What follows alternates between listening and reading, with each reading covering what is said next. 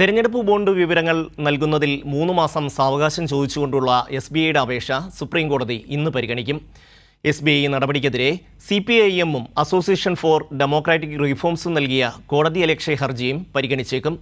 കൂടുതൽ വിവരങ്ങളുമായി ദില്ലിയിൽ നിന്ന് ജിൽബി ചേരുന്നു. ജിൽബി, എന്തൊക്കെയാണ് വിവരങ്ങൾ? ഷമി, ഈ സുപ്രീം കോടതി റദ്ദാക്കിയ ഇലക്ട്രൽ ബോണ്ട് പദ്ധതിയുടെ വിശദാംശങ്ങൾ തെരഞ്ഞെടുപ്പ് കമ്മീഷന് നൽകാനായിരുന്നു.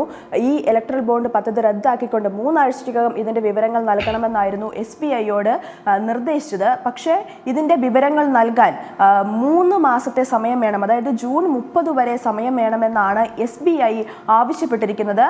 ഇത്തരത്തിൽ സമയം നീട്ടി നൽകണമെന്ന് ആവശ്യപ്പെട്ടുകൊണ്ടാണ് SBI സുപ്രീം കോടതിയിൽ ഒരു അപേക്ഷ നൽകിയിരിക്കുന്നത്.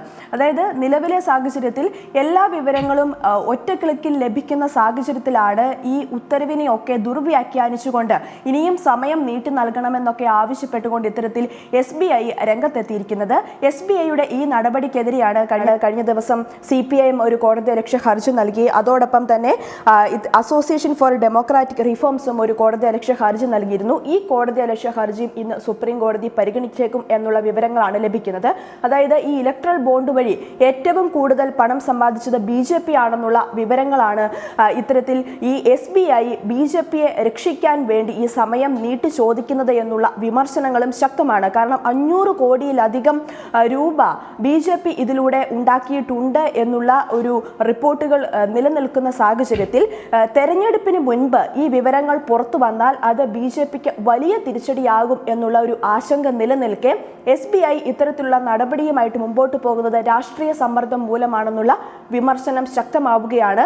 അതിനാൽ തന്നെ ഇന്ന് സുപ്രീം കോടതി ഈ SBIയുടെ അപേക്ഷ പരിഗണിക്കുമ്പോൾ ഈ SBIയുടെ അപേക്ഷ ന്യായമാണോ എന്നുള്ള കാര്യങ്ങളായിരിക്കും പരിശോധിക്കുക. ഒപ്പം SBIയുടെ ഈ അപേക്ഷയിൽ സമയം നീട്ടി നൽകുമോ, അല്ലെങ്കിൽ 3 മാസത്തേക്ക് നീട്ടി നൽകുമോ, അതോ ഒരാഴ്ചയോ 2 ആഴ്ചത്തേക്കോ നീട്ടി നൽകുമോ, അതോ പൂർണ്ണമായിട്ടും ഈ അപേക്ഷ നിരാകരിക്കുമോ തുടങ്ങിയ കാര്യങ്ങളാണ് ഇന്നിപ്പോൾ ഉറ്റുനോക്കുന്നത്. എന്തായാലും SBIയുടെ അപേക്ഷ ഇപ്പോൾ സുപ്രീം കോടതി തള്ളിക്കളഞ്ഞാൽ BJP സർക്കാരിനെ സംബന്ധിച്ചിടത്തോളം അത് വലിയ തിരിച്ചടിയാകും. കാരണം ഈ ഇലക്ട്രൽ ബോണ്ട് പദ്ധതിയിലൂടെയുള്ള വിവരങ്ങൾ പുറത്തു വന്നാൽ അത് ജനങ്ങൾക്ക് അറിയാനുള്ള അവകാശമുണ്ട്. അതിനാൽ തന്നെ അത് പുറത്തു വന്നു കഴിഞ്ഞാൽ അതിൻ്റെ വിവരങ്ങളിലൂടെ ഈ ഇത്രയും പണം സമ്പാദിച്ചു എന്നുള്ള കാര്യങ്ങളൊക്കെ പുറത്തു വന്നു കഴിഞ്ഞാൽ അത് BJPയെ സംബന്ധിച്ചിടത്തോളം, പ്രത്യേകിച്ച് തെരഞ്ഞെടുപ്പ് അടുത്തിരിക്കുന്ന സാഹചര്യത്തിൽ അത് വലിയ തിരിച്ചടിയാകും എന്നുള്ള കാര്യത്തിൽ യാതൊരു സംശയവുമില്ല.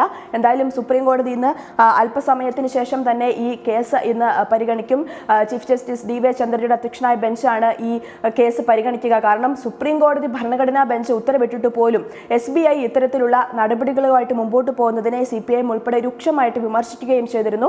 എന്തായാലും ഇപ്പോൾ CPIM ഉൾപ്പെടെ നൽകിയിരിക്കുന്ന കോടതിയലക്ഷ്യ ഹർജിയും ഇന്ന് സുപ്രീം കോടതി പരിഗണിച്ചേക്കുമെന്നാണ് വിവരം. ഷമി, ജിൽബി, ഏതാണ്ട് 6600 കോടി രൂപയാണ് ഈ ബോണ്ടിലൂടെ, ഇലക്ട്രൽ ബോണ്ടിലൂടെ BJPക്ക് ലഭിച്ചത് എന്നാണ് പുറത്തു വന്നിട്ടുള്ള വിവരം. പക്ഷേ ഇത് ആരൊക്കെയാണ് നൽകിയിട്ടുള്ളത് എന്നുള്ളതിനെ സംബന്ധിച്ച് നമുക്ക് തൽക്കാലം അറിയാൻ കഴിയില്ല. സുപ്രീം കോടതി ഇക്കാര്യത്തിൽ ഒരു തീരുമാനം പറഞ്ഞ് SBI വിവരങ്ങൾ പുറത്തുവിട്ടാൽ മാത്രമേ അറിയാൻ കഴിയൂ. അതായത് ആരൊക്കെ, ഏതൊക്കെ വൻകിട ആൾക്കാരാണ് ഈ രീതിയിൽ BJPയെ സഹായിച്ചത് എന്ന് പുറത്തറിയുന്നത് ഈ വരുന്ന തെരഞ്ഞെടുപ്പിൽ BJPയെ സംബന്ധിച്ചിടത്തോളം വലിയ തിരിച്ചടിക്ക് കാരണമാകും എന്നൊരു ഭയം അവർക്കുണ്ട് എന്നല്ലേ ഈ ഒരു വൈകിപ്പിക്കലിൽ നിന്ന് നമുക്ക് മനസ്സിലാക്കേണ്ടത്? ഷമി, തീർച്ചയായും ഞാൻ നേരത്തെ സൂചിപ്പിച്ചതുപോലെ തന്നെ ഈ തെരഞ്ഞെടുപ്പിന് മുമ്പായിട്ട് ഈ ഇലക്ട്രൽ ബോണ്ട് പദ്ധതിയിലെ വിശദാംശങ്ങൾ അല്ലെങ്കിൽ വിവരങ്ങൾ പുറത്തു വന്നാൽ അത് BJPയെ സംബന്ധിച്ചിടത്തോളം അല്ലെങ്കിൽ കേന്ദ്ര സർക്കാരിനെ സംബന്ധിച്ചിടത്തോളം വലിയ തിരിച്ചടിയാകും എന്നുള്ള കാര്യത്തിൽ യാതൊരു സംശയവുമില്ല. അതിനാൽ തന്നെയാണ് ഇത്തരത്തിൽ ഈ രാഷ്ട്രീയ സമ്മർദ്ദം മൂലം SBI ഇത്തരത്തിൽ ഈ വൈകിപ്പിക്കുന്ന നടപടിയുമായിട്ട് മുമ്പോട്ട് പോകുന്ന, അല്ലെങ്കിൽ ഇതിന് സമയം വേണം എന്നുള്ള ആവശ്യങ്ങളൊക്കെ ആയിട്ട് ഇപ്പോൾ രംഗത്തെത്തിയിരിക്കുന്നത് എന്നുള്ള വിമർശനങ്ങളൊക്കെയാണ് ശക്തമാകുന്നത്. കാരണം ഏതൊക്കെ വമ്പന്മാർ ഏതൊക്കെ രീതിയിൽ പണം നൽകിയിട്ടുണ്ട് എന്ന കാര്യങ്ങളൊക്കെ ഈ വിവരങ്ങൾ പുറത്തു വന്നാൽ ജനങ്ങൾ അറിയും. അതിനാൽ തന്നെ ഈ വിവരങ്ങൾ പുറത്തു വന്നു കഴിഞ്ഞാൽ ഏത് രീതിയിൽ പണം സമ്പാദിച്ചു അല്ലെങ്കിൽ ഏതൊക്കെ വമ്പന്മാർ നൽകി എന്നുള്ള വിവരങ്ങളൊക്കെ പുറത്തു വന്നു കഴിഞ്ഞാൽ ലോക്സഭാ തെരഞ്ഞെടുപ്പിൽ BJPയെ സംബന്ധിച്ചിടത്തോളം അത് വലിയ തിരിച്ചടിയാകും എന്നുള്ള ആശങ്കയൊക്കെ ഇപ്പോൾ തന്നെ നിലനിൽക്കുകയാണ്.